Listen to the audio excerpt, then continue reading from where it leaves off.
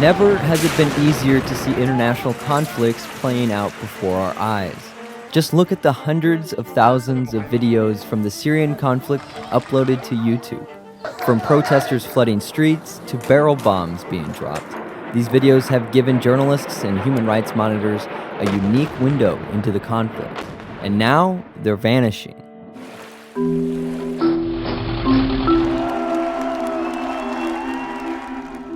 The warehouse of the Syrian Christians.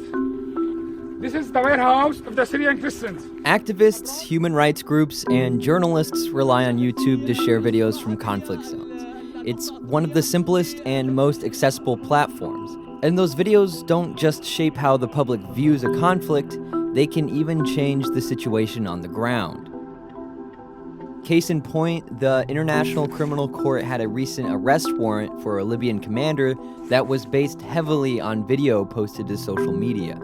But as YouTube has removed extremist content in recent months, it's also mistakenly deleted thousands of Syrian conflict videos. Many still haven't been recovered yet. I mean,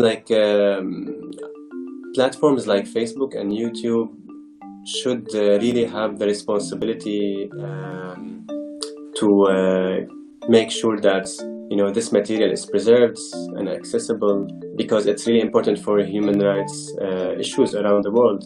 Hadi Al-Khatib runs the Syrian Archive, a documentation center that stores thousands of verified videos from the conflict. It supports human rights advocates and journalists. It's really hard to understand the damage from this new policy and the use of machine learning software also.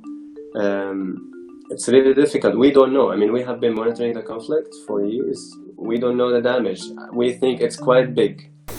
ISIS is reaching out to people on social media in real time. This new and very glossy recruitment video, which looks professionally shot. ISIS releasing a new video reportedly using a 10-year-old American boy, faces blurred here. It's certainly in YouTube's interest to scrub extremist propaganda.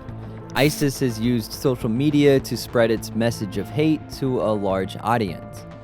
But taking down videos showing atrocities like chemical weapon attacks or bombing civilians could destroy potential evidence for prosecuting war crimes.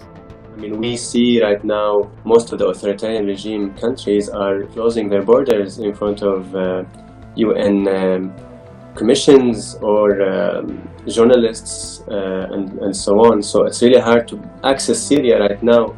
The role of citizen journalists using social media tools like Facebook and YouTube is becoming really essential. Even for international human rights organizations like Human Rights Watch and Amnesty International, visual documentation has been an essential content in their recent reports right now because of this problem. Air Wars, which documents civilian casualties from airstrikes in Iraq and Syria, published videos originally from the US military, but they were temporarily banned on YouTube's site, and Air Wars didn't know why. And Elliot Higgins, a journalist and founder of open source investigation site Bellingcat, saw YouTube temporarily remove years of archival videos in August. YouTube says it's improving its filtering system, but until it does, every conflict video mistakenly removed might close a window into places where transparency and visual evidence is vitally important.